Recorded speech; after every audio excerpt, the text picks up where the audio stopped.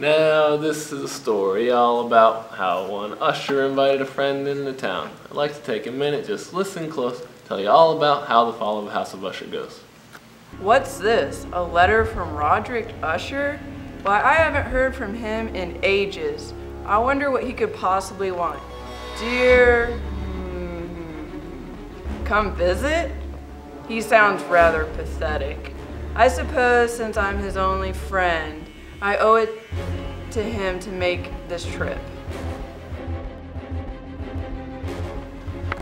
Narrator enters the house. This room seems really sad. Oh, hey man, it is so good to see you. I can't believe you're here. It's been too long, bro. Yeah, same to you. We have a lot to catch up on. For starters, there's evil in this house. It's from my family, and it's weird stuff. Like, some noises fill me with horror, and even the faintest of light makes my eyes sting. Whoa. Yeah, but what's worse, my sister is really sick.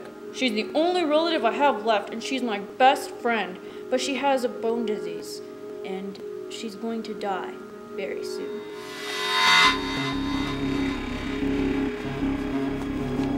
That's awful. I'm so sorry, Roderick. It's been hard.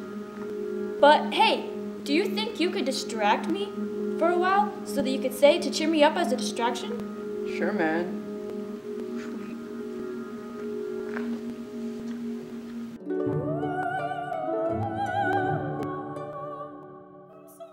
The next few days, the narrator does everything he can to distract Usher.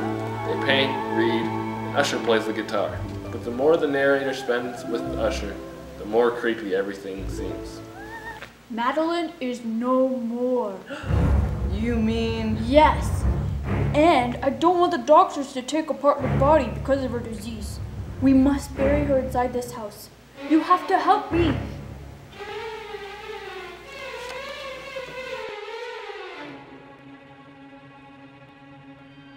If you ask me, I think the whole situation is weird.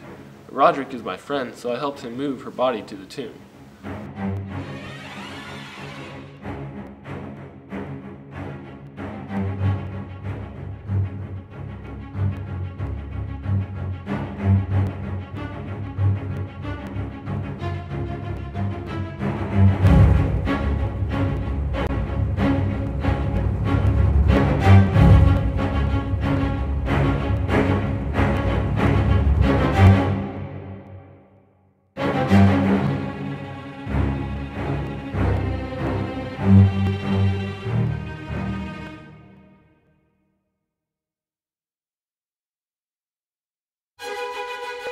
I noticed that the vault was small and dirty.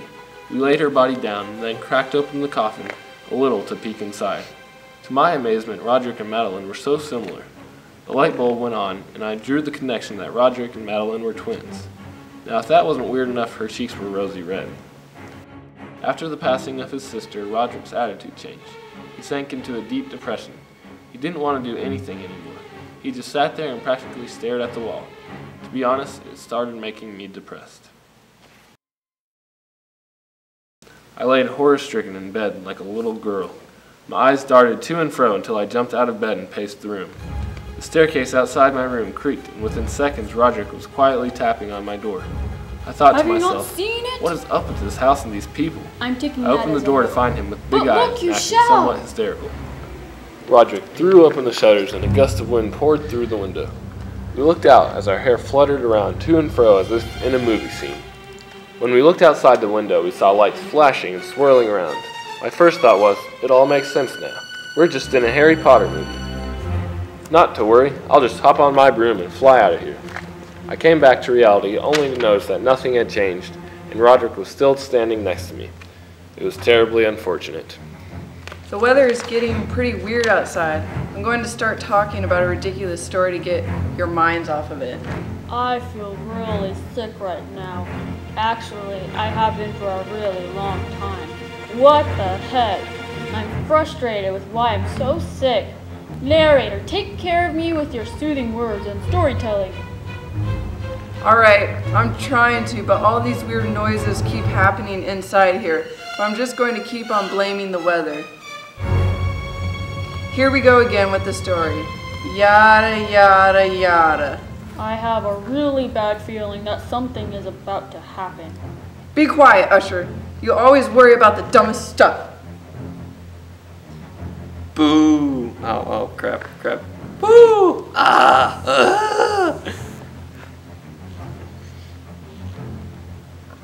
Okay, did anybody hear that? I'm freaking out. Cracks and booms are coming from the storm, but also from inside. I have foretold my future, and I do not have much time to live.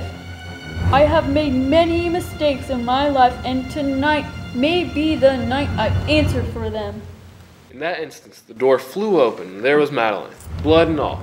Madeline flew through the room and began clawing at Roderick as he fell to the ground. Ironically, he died from fear.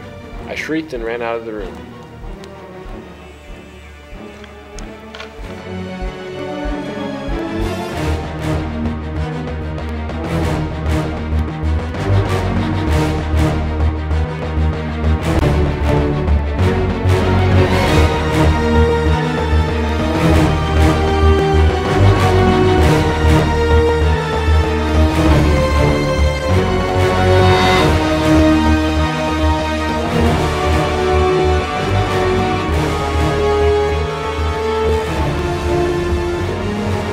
I nearly escaped to find myself outside and out of harm's way.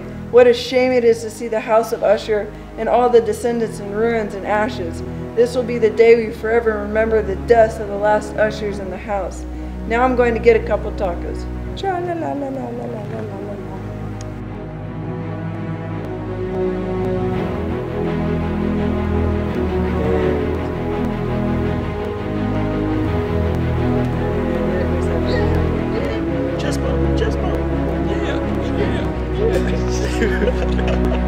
There's evil in this house. It's from my family. It's weird stuff. Like, I can't even look at lights without having it hurt. And sorry. It hurts so bad. And some noises fill me with horror. Where are you at?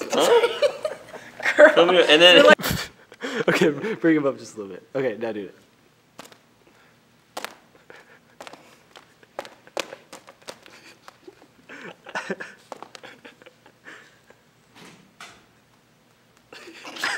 You're laying in the bed, but you can lay sideways like this way, like towards the camera, where you might, yeah, and then you might have to hold your shoes open, like flat with me, like this way, yeah.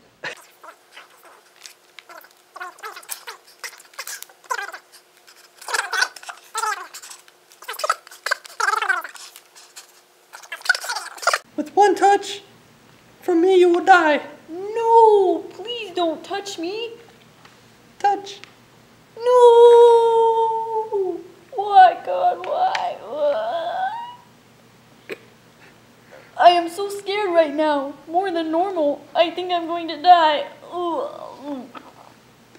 Well, this isn't good. He appears to have turned to ashes. Let me check on him and see if he's still breathing. Yep, he's totally dead. I hear her now, too. I dare not speak. I hear Madeline. I dare not speak.